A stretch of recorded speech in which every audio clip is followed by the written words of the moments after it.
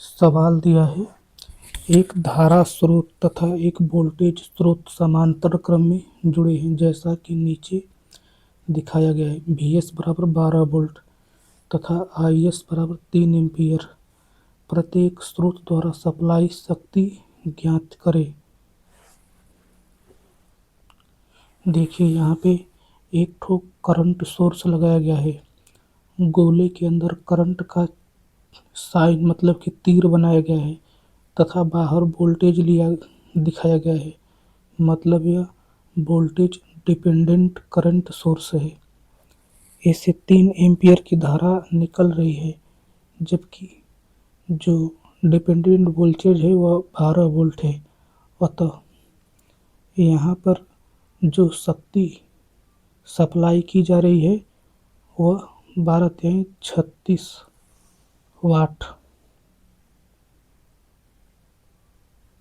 यह पहला जो स्रोत है उसके द्वारा। अब देखिए जो दूसरा स्रोत है वह करंट कंट्रोल्ड वोल्टेज सोर्स है, क्योंकि जो गोला है उसके अंदर वोल्टेज का प्रतीक प्लस माइनस लिखा गया है। अब देखिए यहाँ पर 3 एम्पीयर की करंट जा रही है, जबकि जो स्रोत है उसका वोल्टेज 12 वोल्ट है। तो यहाँ भी जो पावर हो जाएगा 12×36 वाट हो जाएगा। देखिए यहाँ जो करंट सोर्स है वह 36 वाट प्लस के दिशा से डिलीवर कर रहा है तथा देखिए जो वोल्टेज स्रोत है उसमें ऊपर प्लस तथा नीचे माइनस है। मतलब कि जो वोल्टेज स्रोत है वह 36 वाट एब्जॉर्ब कर रहा है पावर। मतलब इसका सही आंसर होगा कि the voltage source supplies 36 watt and the current source supplies 36 watt. नहीं, the voltage source supplies -36 watt. -36 watt का मतलब 36 वाट अब्जॉर्ब कर रहा है। देखिए जो यह फिगर है इसमें जो चित्र है उसके अंदर करंट का साइन मतलब कि तीर बनाया गया है तथा बाहर जो कपड़ा पहना है वह आईडी मतलब करंट का, तथा वह जो आईडी करंट है वह वोल्टेज VA पर डिपेंड कर रहा है। मतलब यह वोल्टेज कंट्रोल्ड करंट सोर्स है। मतलब कि यहाँ जो बाहर का वोल्टेज VA है उसको परिवर्तित करेंगे तो आईडी करंट परिवर्तित होगा। अतः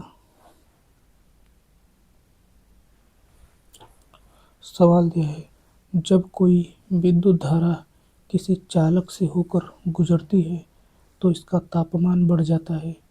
ऐसा इसलिए होता है क्योंकि चालक इलेक्ट्रॉन्स और परमाणुओं के बीच टक्कर होती है। Collision between conduction electron and atoms.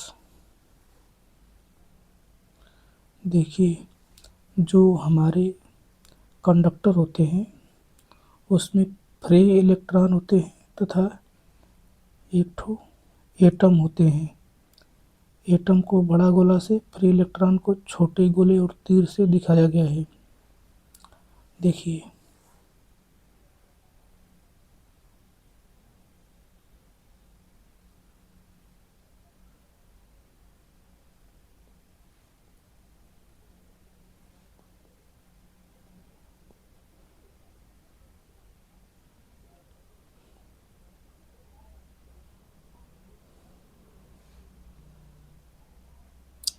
देखिए ये जो इलेक्ट्रॉन होते हैं वे एटम से टकराते हैं और जब एटम से टकराते हैं तो एटम वाइब्रेट करता है।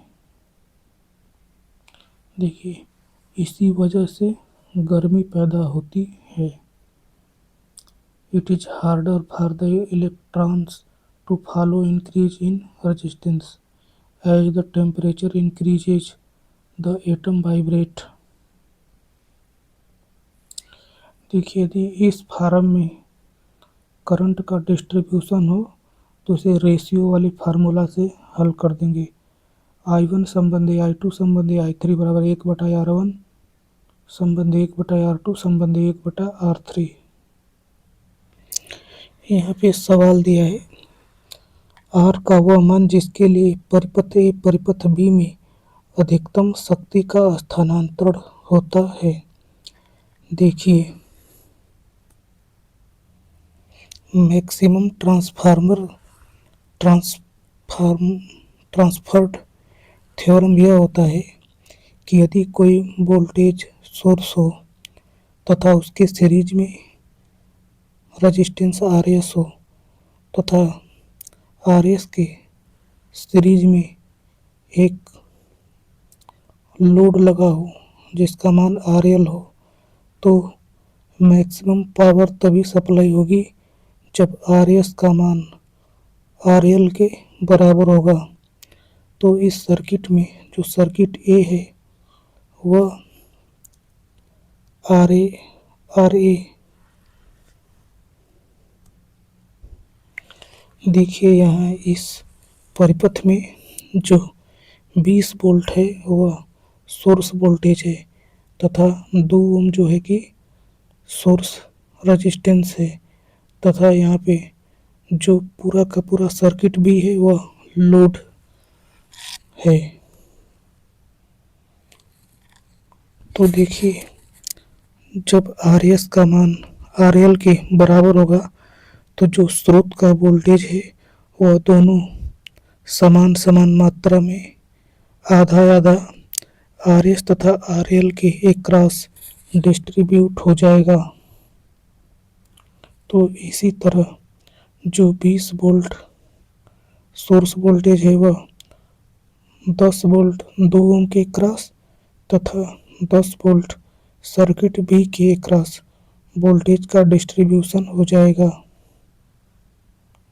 तो चूंकि 2 ओम के एक क्रॉस 10 वोल्ट है तो 2 ओम में फ्लो होने वाली करंट का मान हो जाएगा 5 एम्पियर।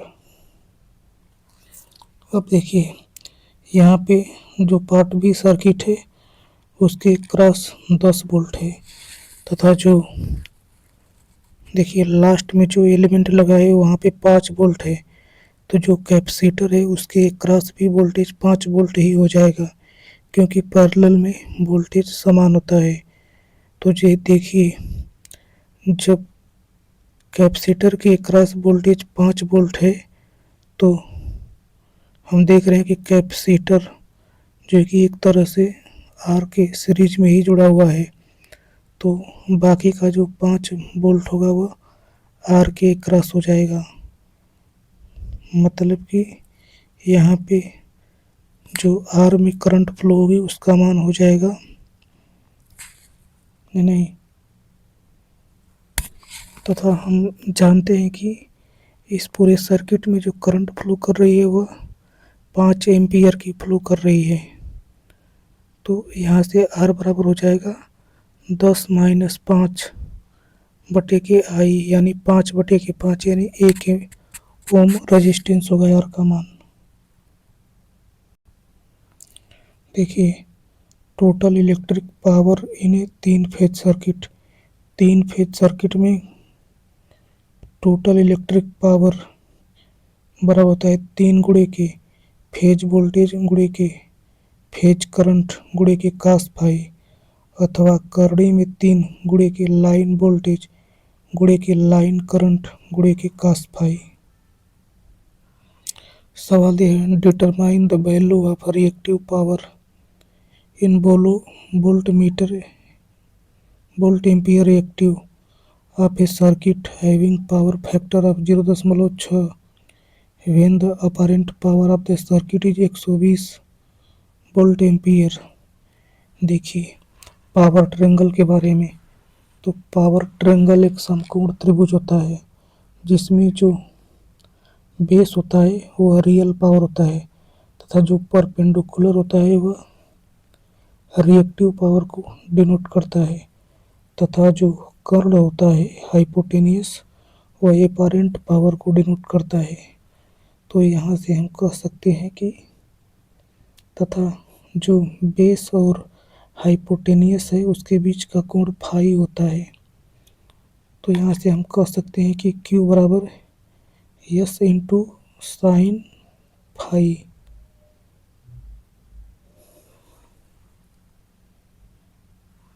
क्योंकि साइन फाई बराबर Q बटा के यस होता है। इसी तरह कास फाई बराबर P बटा के यस, मतलब कि P बराबर यस इंटू कास फाई, तथा टेन फाई बराबर हो जाएगा Q बटा के P, मतलब कि Q बराबर हो जाएगा P इंटू टेन फाई। अब ध्यान दीजिए,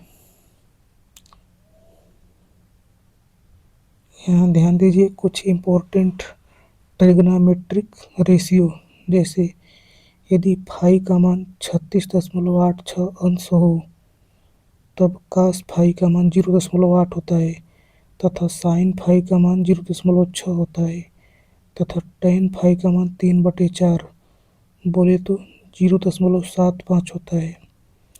और यदि फाई का मान 53.13 अंश हो तो कास फाई का मान 0.6 होता है, साइन फाई का मान 0.8 होता है, टेन फाई का मान 4/3 होता है। तो देखिए यहाँ दिया है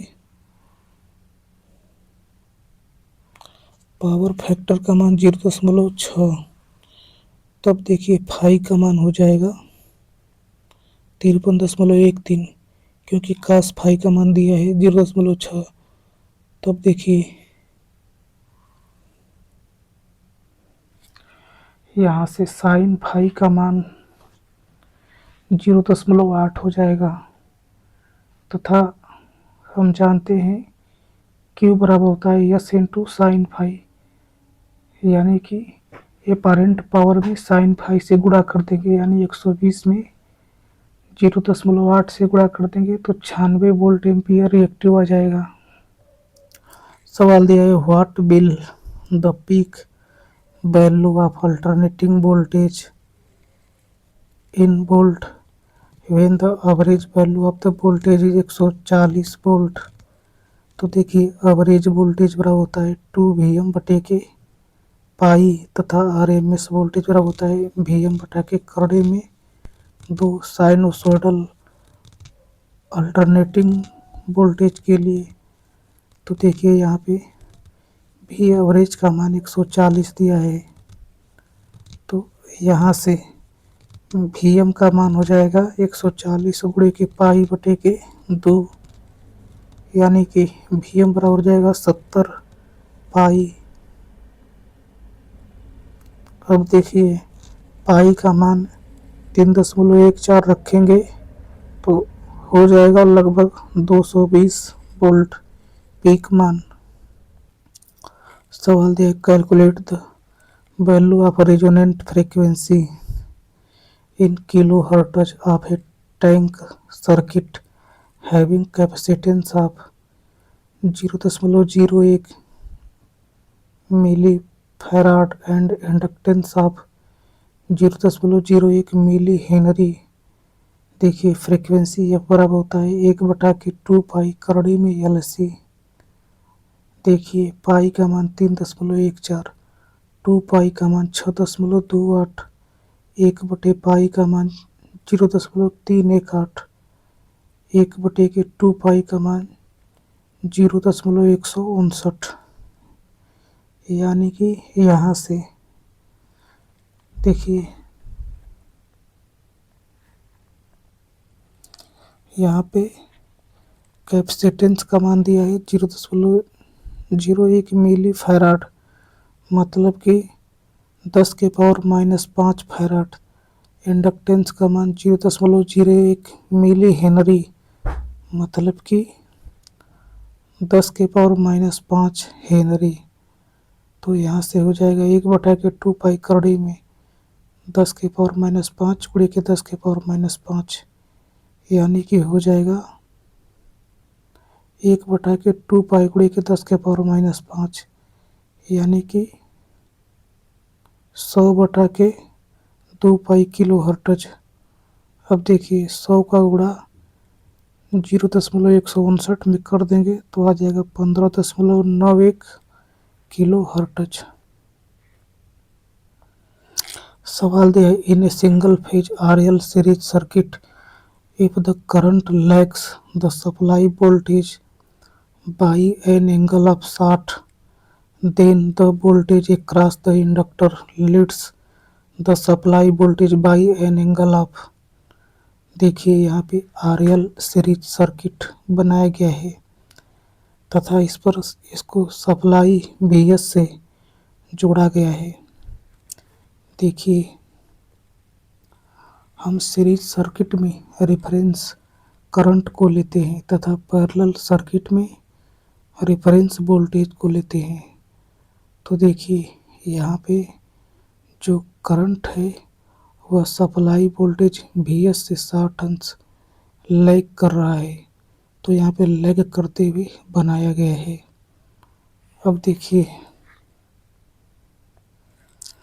देखिए जो करंट का फेज है उसी के फेज में जो रेजिस्टेंस के अक्रॉस जो वोल्टेज VR है वह आ जाएगा जिसको बनाया गया है।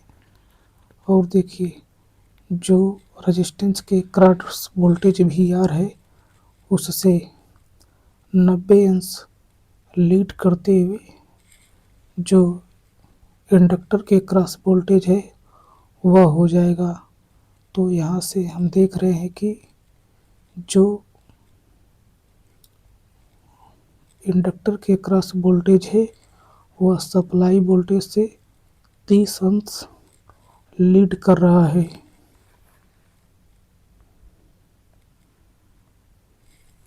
सवाल दिया है two sinusoids of the same frequency but of different amplitude and phase difference are added, the resultant is sinusoid of the same frequency। देखिए यहाँ पे एक वोल्टेज दिया गया है alternating 2 sine omega T plus 30 अंश plus 4 cos omega T plus 20 अंश। तो देखिए यहाँ पे फ्रीक्वेंसी सेम है, दोनों में ओमेगा तथा इसमें भी ओमेगा, अतः ये दोनों जुड़ सकते हैं। देखिए जोड़ने से पहले जो कास ओमेगा टी प्लस 20 अंश है उसको साइन में कन्वर्ट कर लेंगे तथा यदि मान लीजिए कि फ्रीक्वेंसी भिन्न होती तो वह कभी नहीं जुड़ पाता। जैसे यहाँ पे दिया है VT बराबर 2 साइन ओमेगा टी प्लस 30 अंश प्लस 4 कास 2 ओमेगा टी प्लस 60 अंश। तो एक में ओमेगा टी दिया है, दूसरे में 2 ओमेगा टी दिया है, मतलब कि फ्रीक्वेंसी अलग है, अतः ये दोनों आपस में जुड़ नहीं सकते हैं, केवल इनका RMS मान निकाला जा सकता है।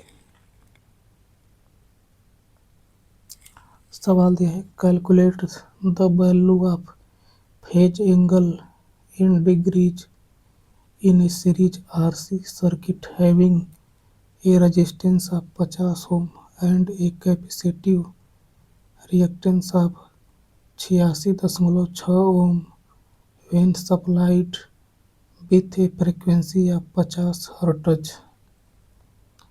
देखिए यहाँ पे RC सर्किट को बनाएंगे, RC सीरीज सर्किट को बनाएंगे तो R लिखेंगे तथा सीरीज में कैपेसिटेंस XC माइनस JXC लिखेंगे। तो देखिए यहाँ से जो इम्पीडेंस Z होगा उसका मान हो जाएगा R माइनस JXC। अब देखिए हम जानते हैं कि फाई बराबर होता है tan इनवर्स इमेजिनरी पार्ट बटा के रियल पार्ट, यानी कि tan इनवर्स माइनस XC बटा के R, अर्थात कि फाई बराबर हो जाएगा माइनस tan इनवर्स XC अपन R। यहाँ पे जो XC है उसका मान 86.6 दिया गया है तथा जो रेजिस्टेंस आर है वो 50 ओम दिया गया है। तो यहाँ से हो जाएगा फाई का मान -10 इनवर्स 86.6/50, चूँकि देखिए करड़ी में 3/2 का मान होता है 0.866। तो यहाँ से जो होगा 86.6 अंश को लिख सकते हैं हम 50 करड़ी में 3, यानी कि यहाँ फाई का मान -10 इनवर्स करड़ी में 3 बोले तो फाई का मान -60 अंश आ जाएगा। सवाल दिया है what is the peak to peak value of a sinusoidal voltage having average value of 100 volt. देखिए पीक टू पीक वोल्टेज का मतलब कि पीक वोल्टेज का दोगुना। यहाँ पे एवरेज वैल्यू दिया है 100 वोल्ट, तो हम जानते हैं साइनोसॉइडल वोल्टेज का एवरेज वैल्यू बराबर होता है 2Vm/पाई। तो यहाँ पे 2Vm बराबर हो जाएगा एवरेज वोल्टेज गुणे के पाई यानी 100 पाई यानी 314 आंसर आ जाएगा। The RMS of the periodic waveform given in the figure is. देखिए यहाँ पर जो फिगर दिया है, जो पहला त्रिभुजाकार वेव है और उससे आगे आयताकार वेव है, तो इस प्रकार के वेव का RMS वैल्यू होता है पीक मान गुणे के करड़ी में 2/3। यहाँ पे पीक मान 6 एम्पियर है, तो यहाँ हो जाएगा 6 गुणे की करड़ी में 2/3 यानी कि 2 करड़ी में 6 आंसर आ जाएगा। सवाल दिया है for an AC circuit the voltage and the current are given as V बराबर 100 plus J10 volt and I बराबर 20 minus J10 ampere respectively the reactive power of the circuit is. तो देखिए कॉम्प्लेक्स पावर का formula हम जानते हैं, complex power बराबर होता है VRMS गुणे के IRMS का कॉन्जुगेट, VRMS गुणे के IRMS का कॉन्जुगेट। देखिए जो कॉम्प्लेक्स पावर है सबसे पहले VRMS का गुणा IRMS के कॉन्जुगेट में करेंगे, फिर इसको P प्लस माइनस JQ में बदल देंगे। अब देखिए यहाँ पे प्लस लैग को दर्शाता है तथा नेगेटिव लीड को दर्शाता है। तो देखिए यहाँ पे यस बराबर हो जाएगा 100 प्लस J10 एक कोष्टक में, दूसरे कोष्टक में 20 माइनस J10 का कॉन्जुगेट यानी कि 100 प्लस J10 गुणा के 20 प्लस J10। अब गुणा कर देंगे तो हो जाएगा 2000 plus J into 1000 plus J into 200 minus 100। इसको हल कर देंगे तो आ जाएगा 1900 प्लस J इंटू 1200।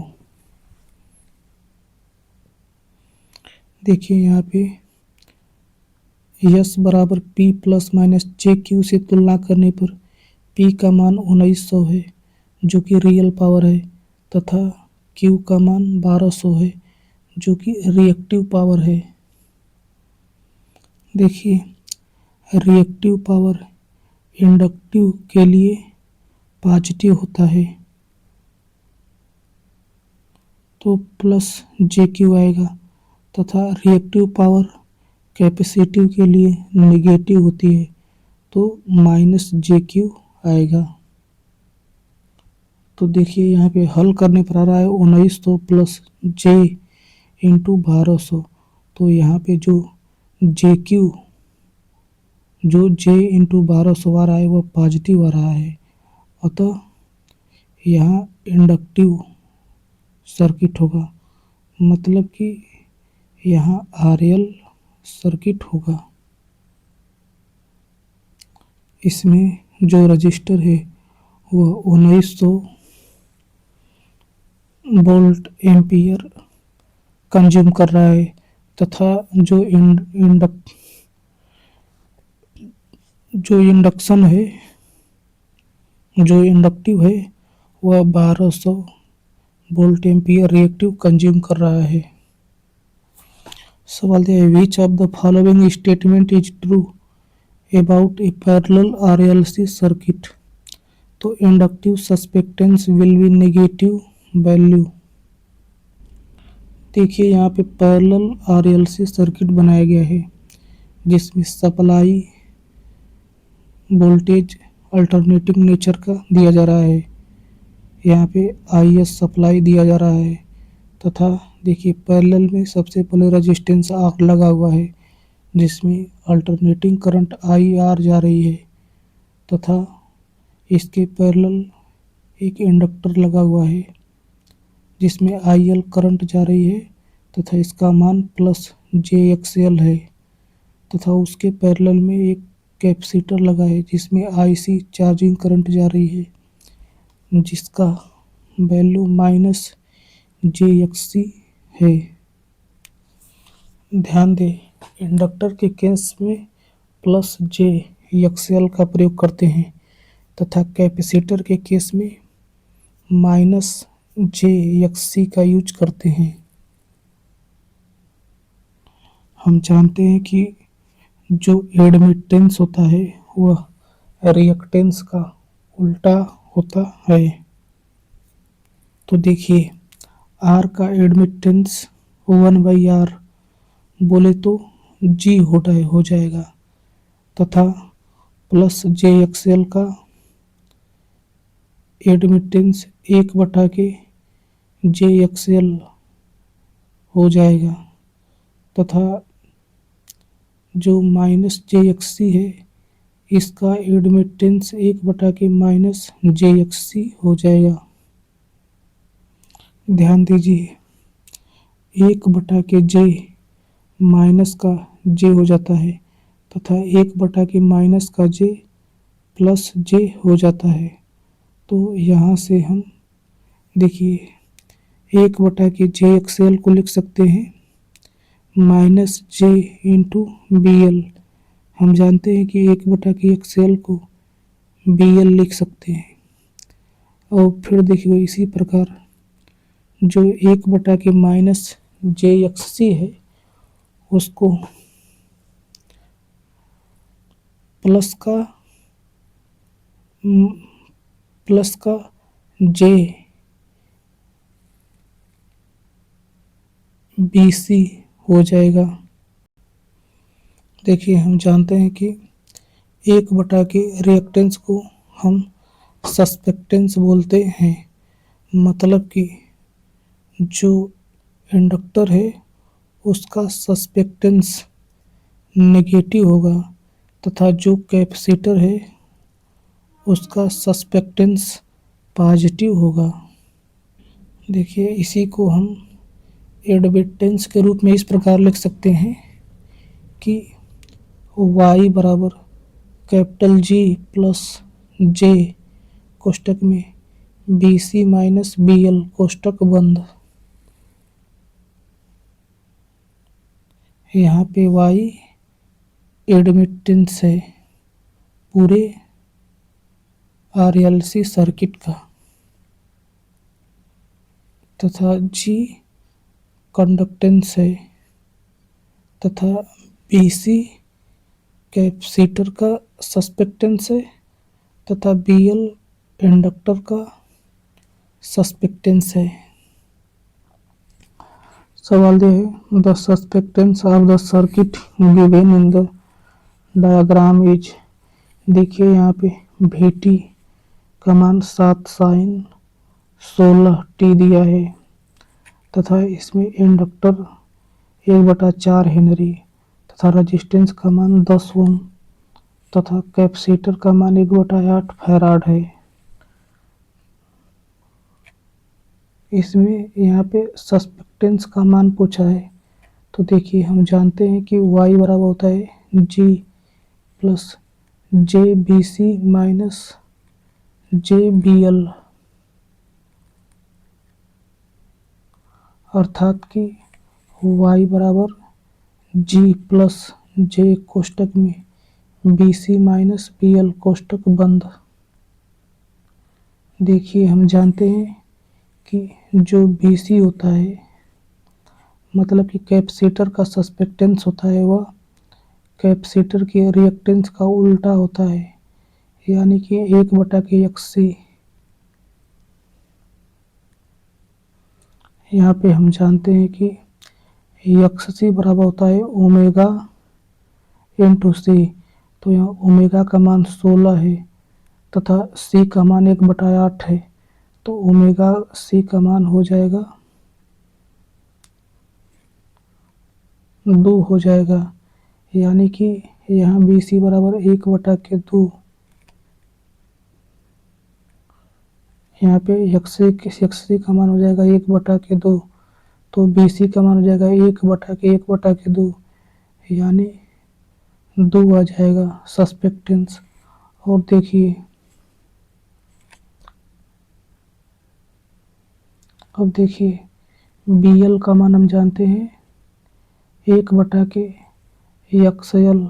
तो देखिए यहाँ पे एल का मान 1/4 हेनरी है।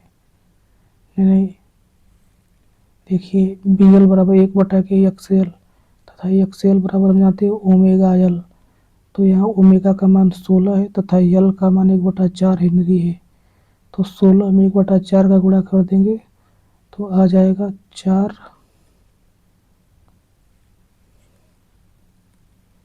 यानी कि XL का मान आ जाएगा 4, तो BL का मान आ जाएगा 1/4 यानी 0.25 ओम इनवर्स।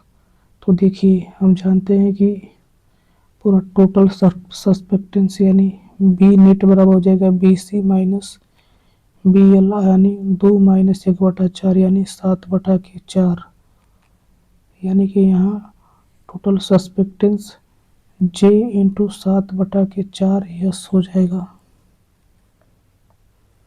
सवाल दिया है what will be the phase difference between the alternating current and the voltage represented by the following equation. I बराबर I0 sign omega T and E बराबर E0 cos omega T plus π/3।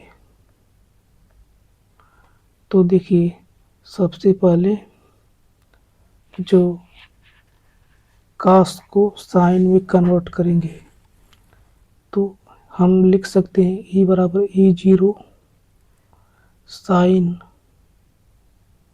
π/2 plus omega T plus π/3,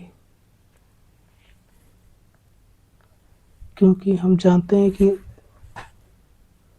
जो होता है sign 90 plus theta बराबर cos theta, यानी E बराबर E0 कास omega T plus 60 अंश को लिख सकते हैं E बराबर E0 साइन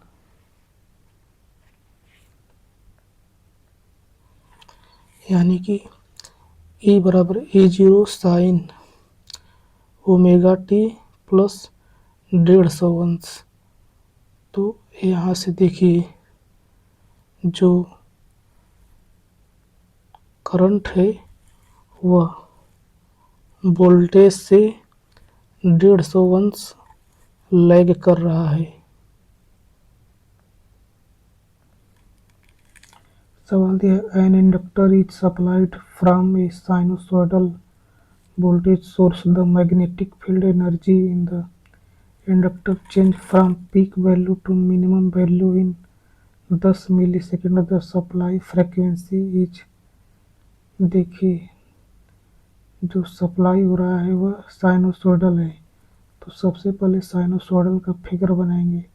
फिर दिया है कि इंडक्टर में पीक से मिनिमम होने में 10 सेकंड लगता है, तो पीक मतलब IM से शून्य होने में 10 सेकंड लगता है। तो हम जानते हैं कि एक पुट साइकिल में मिनिमम टू पीक मान अथवा पीक टू मिनिमम मान 4 ठो होते हैं।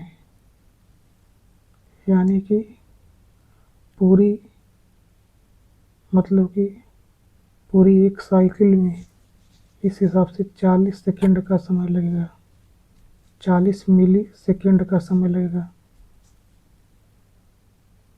यानी कि इस साइनोसॉइडल का आवर्तकाल 40 मिली सेकंड होगा, तो इसका फ्रीक्वेंसी हो जाएगा 1/40 मिली सेकंड।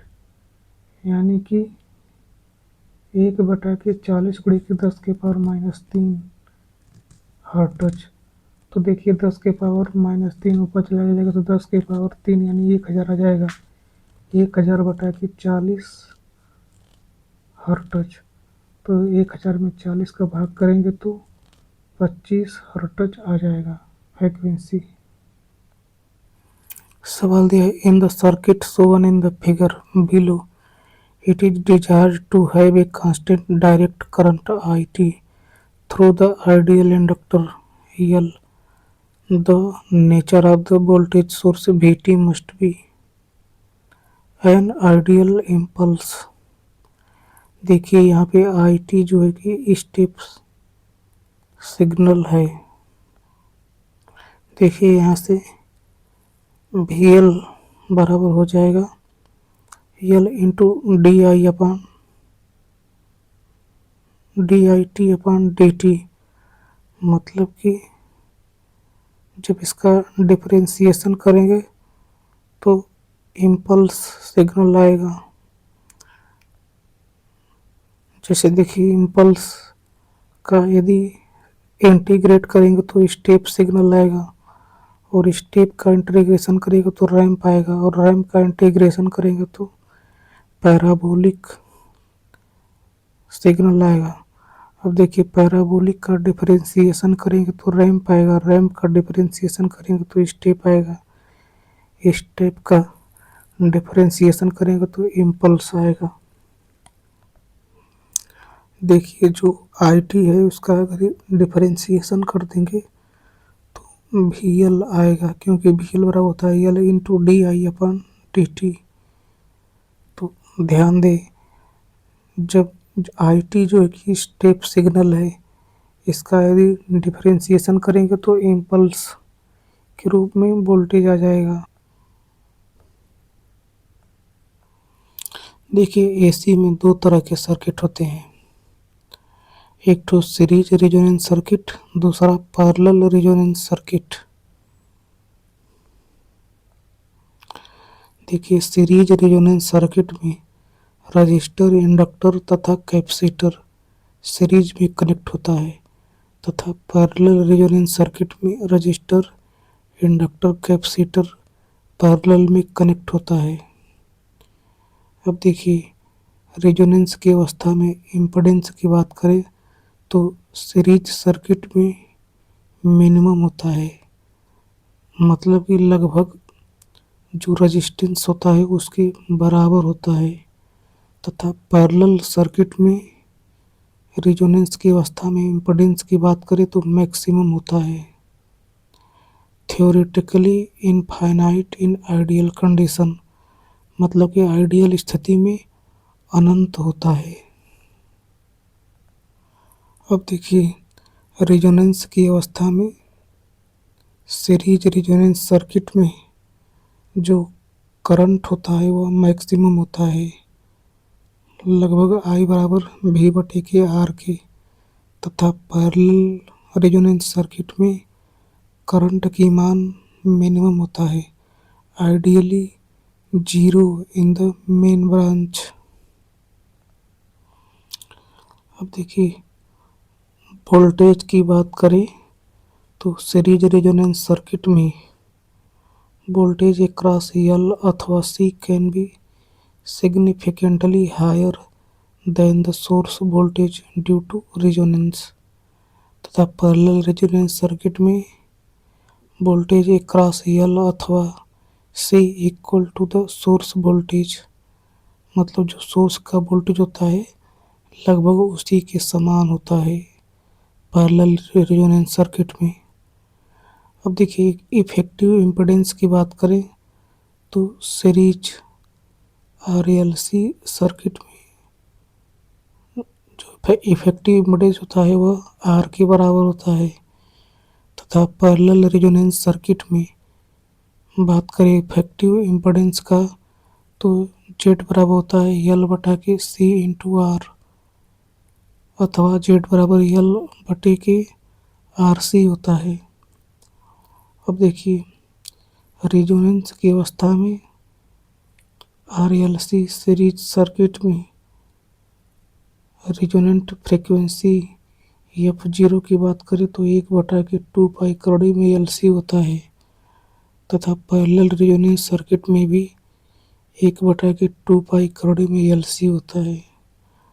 अब देखिए क्वालिटी फैक्टर की बात करें तो सीरीज रेजोनेंस सर्किट में क्वालिटी फैक्टर 1/r गुणे की करोड़ी में एल अपान सी, अथवा ओमेगा जीरो एल बटे के आर, अथवा 1/ओमेगा जीरो इंटू आर सी होता है।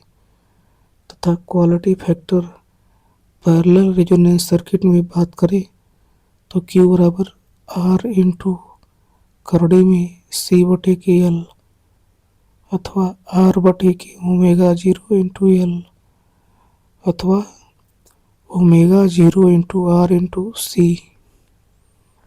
देखो सेंसिटिविटी की बात करें तो सीरीज रेजोनेंस सर्किट का सेंसिटिविटी हाई होता है, suitable for application requiring narrow bandwidth. अब देखिए पैरेलल रेजोनेंस सर्किट की sensitivity moderate broader bandwidth compare to series resonance.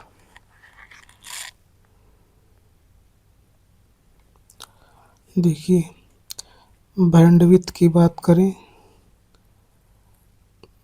Series resonance circuit में तो बैंडविड्थ डेल्टा या बराबर एफ जीरो बटी की क्यू होता है। Narrower bandwidth with higher quality factor. अब देखिए पैरेलल रेजोनेंस सर्किट में डेल्टा या बराबर एफ जीरो बटी की Q, wider bandwidth with lower quality. अब देखिए सर्किट बिहेवियर की बात करें तो resonance circuit series resonance circuit में का जो सर्किट बिहेवियर होता है act as acceptor circuit allow signals at resonant frequency to pass. अब देखिए parallel resonance circuit act as a rejector circuit block signal eight resonant frequency. अब देखिए series resonance circuit का application used in tuning circuit, oscillator and voltage amplifier। अब देखिए parallel resonance circuit employed in filter radio frequency amplifier and induction heating system। यहाँ पर वाला option दिया है quality factor of parallel resonance is reciprocal to that of series resonance, तो यह सही है। देखिए सीरीज सर्किट का क्वालिटी फैक्टर एक्सएल बटा के आर बराबर एक्ससी बटा के आर बराबर 1/r करोड़ी में एल अपान सी। अब देखिए पैरेलल सर्किट का क्वालिटी फैक्टर बराबर हो जाएगा आर बटा के एक्सएल बराबर आर बटा के एक्ससी बराबर आर इंटू करोड़ी में सी अपान एल। यानी कि पैरेलल सर्किट का क्वालिटी फैक्टर सीरीज सर्किट के क्वालिटी फैक्टर का उल्टा होता है।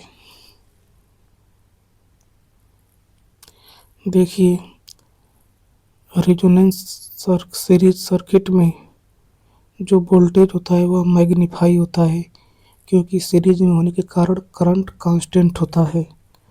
तथा पैरेलल रेजोनेंस सर्किट में जो करंट होता है वह मैग्नीफाई होता है, वोल्टेज जो होता है कि वह कांस्टेंट होता है।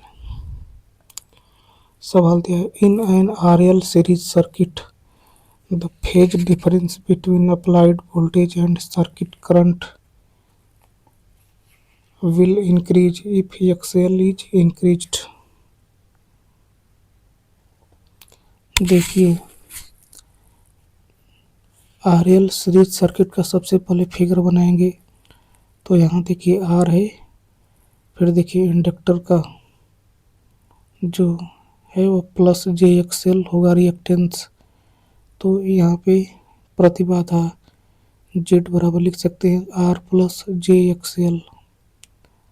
अब देखिए यहाँ से टेन फाई का मान हो जाएगा इमेजिनरी बटा के रियल यानी एक्सएल बटा के आर, तो यहाँ से फाई बराबर हो जाएगा टेन इनवर्स एक्सएल बटे के आर। यहाँ पे फाई बराबर दिया है टेन इनवर्स एक्सएल बटे के आर। अब देखिए दिखा दिया है कि यदि वोल्टेज और सर्किट करंट के बीच का जो फेज डिफरेंस है उसको बढ़ाया जा रहा है, मतलब कि फाई को बढ़ाया जा रहा है, तो यहाँ से एक्सएल का मान बढ़ेगा तथा आर का मान घटेगा। तो यहाँ पे जो पहला ऑप्शन एक्सएल इज इंक्रीज्ड यही सही हो जाएगा। अब यदि मान लीजिए कि यहाँ पे आरसी पैरेलल सर्किट होता तब देखिए यहाँ पे हम देखिए पहले आर लिखेंगे पैरेलल में, फिर पैरेलल में माइनस जे एक्स सी लिखेंगे। अब देखिए यहाँ पे एडमिटेंस वाई बराबर जी प्लस जे बी सी लिख सकते हैं। यहाँ पे फाई बराबर टेन इनवर्स बी सी बटा के जी लिख सकते हैं, यानी कि यहाँ से फाई बराबर हो जाएगा टेन इनवर्स एक बटा के ओमेगा सी इंटू आर लिख सकते हैं, यानी फाई बराबर लिख सकते हैं tan inverse omega C into R लिख सकते हैं, क्योंकि देखिए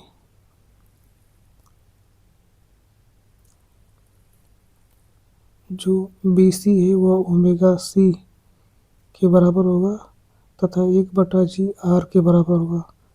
मतलब कि यहाँ पे यदि जो फाई एंगल को बढ़ाएंगे तो रेजिस्टेंस आर का मान बढ़ेगा। It is possible to prevent by very fast operation of the switch. The switching spark produced during switching of an inductance. No, the faster the circuit is opened, the higher is the self-inductance voltage। देखिए यहाँ पे